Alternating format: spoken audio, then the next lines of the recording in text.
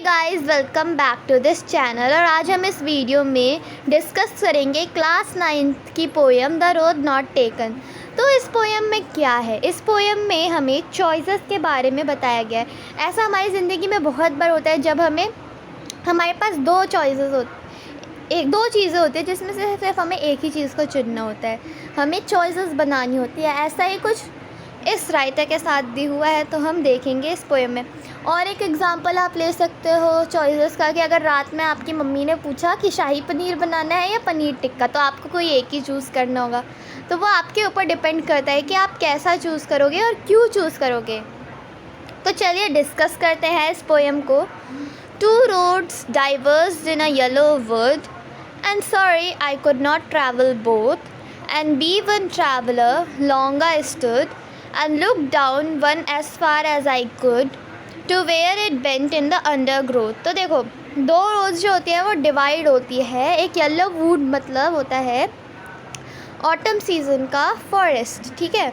तो दो roads diverge होती है ऑटम सीज़न के फॉरेस्ट में, और वो जो राइटर कहता है कि मैं दोनों पे ट्रैवल नहीं कर सकता हूँ, मुझे कोई एक ही चूज़ करनी होगी। तो वो कहते हैं कि एक ही ट्रैवलर बनूँ, और फिर वो वहाँ पे खड़ा होकर घंटों तक सोचता रहा कि मैं कौन सा चूज़ करूँ। फिर उसने देखा जितनी दूर तक वो जा रही है, मतलब उसका सारा फ्यूचर सोचा। आप जब 10th या 11th में जाओगे तो आपको भी चॉइस जस्ट करनी होगी कि आपको कौन सा सब्जेक्ट चूज़ करना है, तो आप उसका पूरा फ्यूचर देख के ही चूज़ करोगे ना। तो ऐसे ही उसने उन रोड्स को देख के चूज़ किया, उसका फ्यूचर देख के, और वो अपना फ्यूचर प्लान बनाता रहा, छोटा छोटा फ्यूचर प्लान। तो अब हम देखते हैं कि इनके क्या मीनिंग्स हैं। आप वर्ड मीनिंग्स लिख लीजिए। तो येलो वुड का मतलब है ऑटम सीज़न का फॉरेस्ट, और डाइवर्स्ड का मतलब है डिवाइडेड, अंडरग्रोथ का मतलब है small plan, long I stood का मतलब जितनी देर मैं खड़ा रहा, one as far as I could का मतलब है जितनी देर तक मैं देख सकता था। तो चलिए आगे बढ़ते हैं। Then took the other, just as fair and having perhaps the better claim, because it was grassy and wanted wear, though as far that the passing there had warned them really about the same. तो अब वो दूसरे वाले को भी उसके जैसे ही मतलब फेयर चॉइसेस करता है। जैसे जज को भी फेयर ट्रायल करना होता है, तो उसने दूसरे को भी फेयर तरीके से सोचा, उसने इसका भी फ्यूचर सोचा, और फिर उसने कहा कि दूसरा वाला ज़्यादा सही है। और इस पे इधर इसका मीनिंग है, ग्रासी का मीनिंग है कि वहाँ पे बहुत घास है, और वांटेड वियर का यहाँ पे मतलब है कि वो चाहता है कि लोग इस पर ट्रैवल करें, तो फिर वो उसको चूज़ करना चाहता है। ये कम ट्रैवल्ड है, वो चाहता है कि कोई उस पर ट्रैवल करे, तो वो चाहता है कि लोग उसके ऊपर चल के जाए। और फिर उसने सोचा कि दोनों तो सेम ही है। And both that morning equally lay, it leaves no step had trodden black, oh I kept the first for another day, yet knowing how way leads to way, I doubted if I should ever come back. तो अब जो ये poet है वो कहता है कि जो दोनों रोड्स हैं, यहाँ पे बोथ का मतलब दोनों रोड्स के लिए यूज़ किया गया है, वो इक्वली ले करते हैं। और फिर वो सोचता है कि अब जो है उसको देखना ही होगा कि उसे अब कदम तो रखना ही पड़ेगा, ठीक है। और फिर उसने एक और दिन सोचा इसके बारे में, और फिर उसने सोचा कि कैसे एक रास्ता दूसरे रास्ते के तरफ ले जाता है, इसका मीनिंग यही है।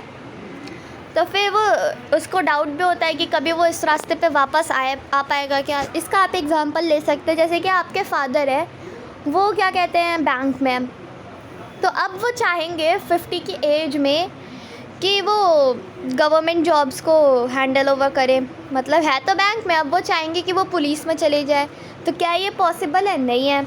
अगर आप चाहो कि आप पुलिस में चले जाओ तो ये पॉसिबल है, अभी आपके पास टाइम है, आप 10th क्लास में ही तो सोचोगे। तो इसी तरीके का इसमें ये डाउट कर रहा है कि कभी वो वापस आ पाएगा कि नहीं।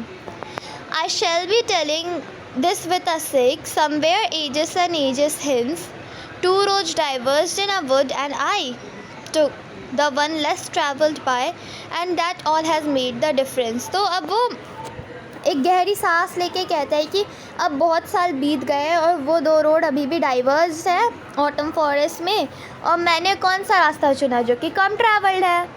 और इसके कारण सारे डिफरेंसेस बन गए हैं। तो ये पोएम लिखी है रॉबर्ट फ्रॉस्ट ने। तो मतलब जैसे कि आप में से बहुत सारे लोग होंगे, सब डॉक्टर इंजीनियर बनना चाहते होंगे, कोई पोएट बनना चाहता है नहीं। तो ये जो पोएट बनने का जो रास्ता है ये बहुत कम लोगों ने चूज़ किया है। तो इसी तरीके से इसने भी वही चूज़ किया जो कि कम लोगों ने। आप भी पूरा फ्यूचर प्लान करके सोचते ना कि आपको ज़्यादा पैसे इसमें मिलेंगे तो आप इस पे जाओगे। तो यही है इस पोएम में। अब हम नेक्स्ट पार्ट में इसके क्वेश्चन आंसर्स को डिस्कस करेंगे। वैसे तो मुझे लगता है आपको ज़रूरत नहीं होगी क्वेश्चन आंसर्स डिस्कस करने के लिए। अगर आपको ज़रूरत है तो आप मुझे कमेंट बॉक्स में ज़रूर लिखिएगा, फिर मैं आपके लिए क्वेश्चन आंसर्स पे न्यू वीडियो बनाऊंगी। अभी के लिए बाय बाय। मेरे चैनल को लाइक, सब्सक्राइब और शेयर कीजिएगा और कमेंट करके मुझे ज़रूर बताइएगा आपको ये वीडियो कैसा लगा। घर पे रहिए, सुरक्षित रहिए।